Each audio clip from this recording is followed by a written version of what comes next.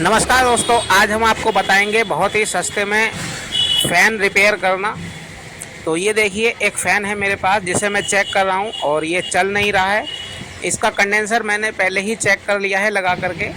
तो अब हम इसका क्लिप खोल लेते हैं दोस्तों। बहुत ही कम में स्टेप बाय स्टेप मैं आपको इस पंखे को रिपेयर करके दिखाऊँगा और कुल 150 रुपये में ये रिपेयर हो जाएगा, बिल्कुल नया हो जाएगा और सालों साल तक चलेगा।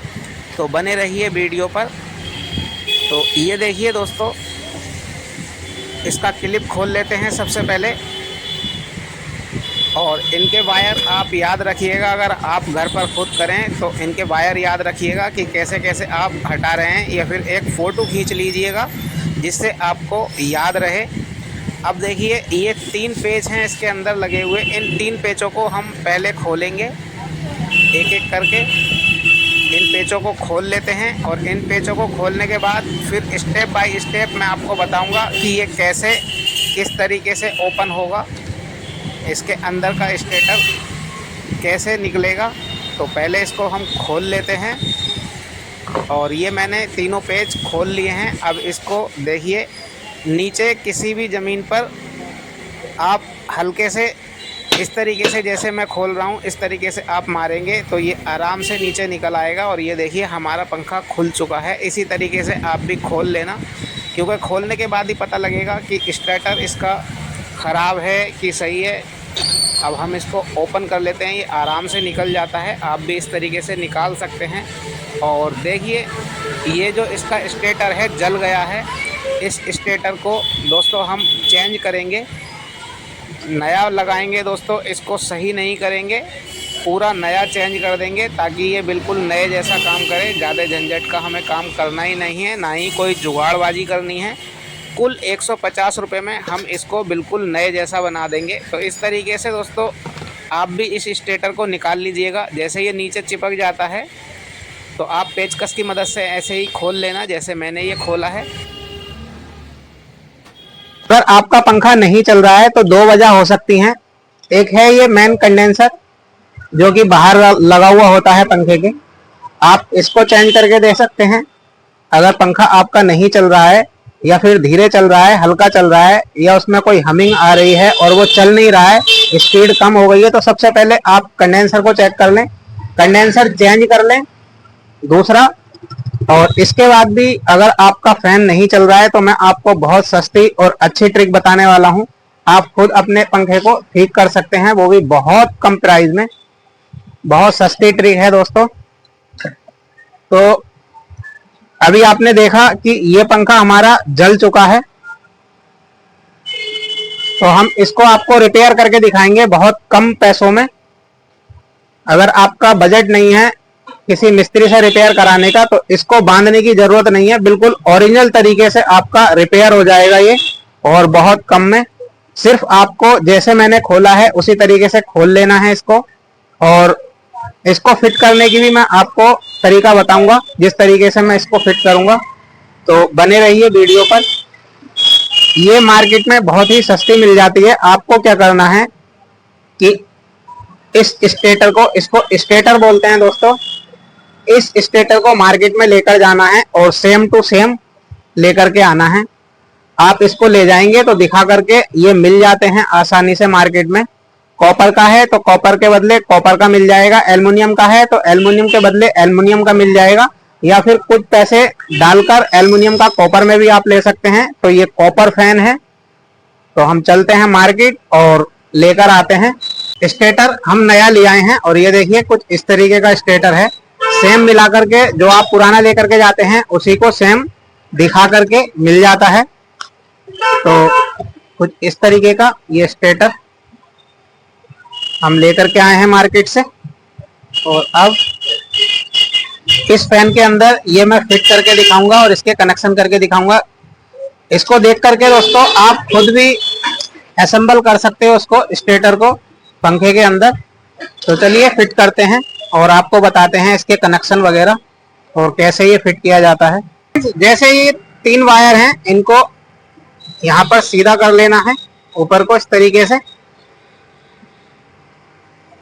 3 वायर हैं, ये इसको सीधा कर लिया है। अब ये एक स्प्रिंग निकलता है इसके अंदर, तो यहाँ पर इसको लगा लेते हैं कुछ इस तरह से, और नीचे वाले साइड में इसको लगा देते हैं, और इस पर बेरिंग लगा हुआ है तो ये साफ इसकी बेरिंग में फंसनी होती है, तो इसको आराम से लगा देंगे कुछ इस तरह से। और ये देखिए कुछ इस तरीके से, ये देखिए स्प्रिंग पे पुशअप हो रहा है। इस तरीके से आपने भी फिट कर लेना है, और फिर ऊपर से ये वाला भाग लगा देना है। ये निकल जाता है, वैसे तो यहाँ से निकाल के भी लगा सकते हैं आप, और ऐसे भी लगा सकते हैं। तो चलिए इसको लगा लेते हैं, इस वायर को और शाफ्ट को इसके अंदर से आराम से निकाल लेते हैं। और बहुत ही आराम से जो ये पेच हैं दोस्तों, पेच की जगह है, इनको एक साइड में करके और नीचे को दबा देना होता है कुछ इस तरीके से। तो ये देखिए अब यहीं पर हमें आराम से कसना भी होगा ये, और इसको कसने से पहले चलाकर भी देख लेना है शाफ्ट आराम से घूम रही है नहीं घूम रही है, कोई आवाज आ रही है नहीं आ रही है। अगर आवाज आ रही है तो आप इसको अच्छे से सेट कर सकते हैं। तो चलिए इसके पेच कस लेते हैं, बहुत ही आसानी से ये काम हो जाता है।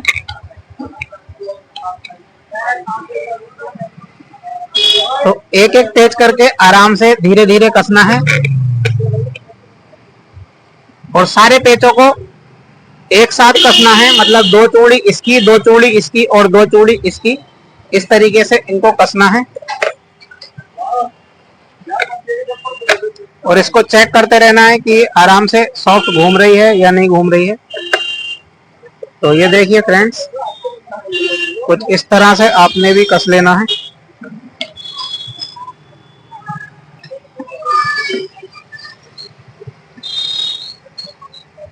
तो फ्रेंड्स ये फिट हो गया है इस समय कुछ इस तरीके से।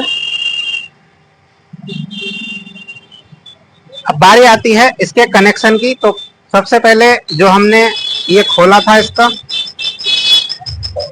क्लिप, इस क्लिप को हम यहाँ पर ही कस लेते हैं।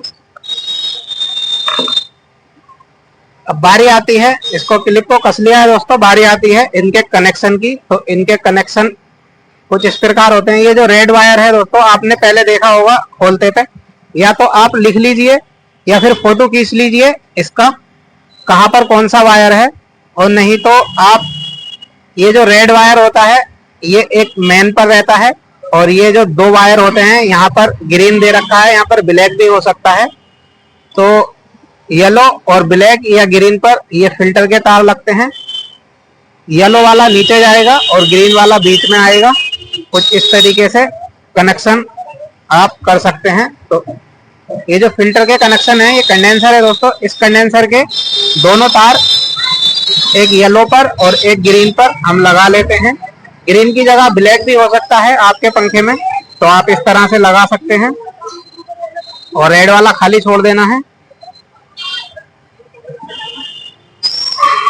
तो रेड वाला आपने क्लिप के ऊपर वाले सिरे में लगा देना है, ऊपर वाले पेच में ये डायरेक्ट लगा देना है। और ये जो 2 हमारे कंडेंसर के वायर बचे हैं और पंखे के, तो इनको हम लगा देते हैं। ग्रीन वाला हम बीच में लगाते हैं और येलो वाला नीचे। आप इनको चेंज भी कर सकते हैं अगर आपका पंखा उल्टा घूमे। अगर ये आपके उल्टे लग जाएंगे तो ज्यादा कुछ नहीं होगा, घबराने की कोई बात नहीं है। बस ये पंखे के चक्कर जो हैं आपके उल्टे हो जाएंगे, तो आप इन्हें सीधा कर सकते हैं यहीं से। तो चलिए कस लेते हैं इनको।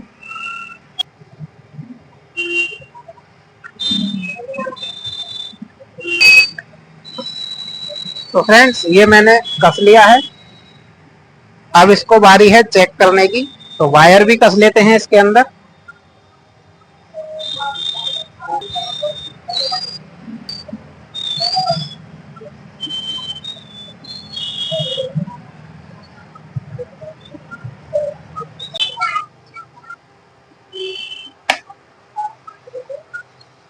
तो फ्रेंड्स ये देखिए हमारा पंखा रेडी हो चुका है, रिपेयर हो चुका है, और बहुत ही अच्छा परफॉर्मेंस दे रहा है। किसी तरह की कोई आवाज नहीं है और अच्छे से फिट हो गया है। स्पीड भी अच्छी है दोस्तों।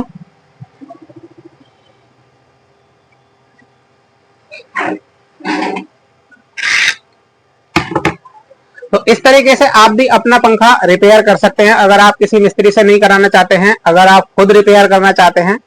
वैसे तो दोस्तों अगर आपका पंखा फूक जाए और मिस्त्री से आप कॉपर का पंखा बनवाने जाएंगे तो 500 से 600 रुपए वो आपसे मांगेगा। अगर आप खुद रिपेयर करना चाहते हैं तो ये बहुत कम में आपका रिपेयर हो जाएगा। बात करते हैं इसके स्टेटर के प्राइस की, तो ये स्टेटर का प्राइस मार्केट में आपको कितने का मिल जाएगा। मेहनत थोड़ी आपको खुद करनी पड़ेगी, क्योंकि जब आप मेहनत करेंगे तभी आपके पैसे बचेंगे। तो आप इसका स्टेटर खोल लीजिए और मार्केट में ले जाइए।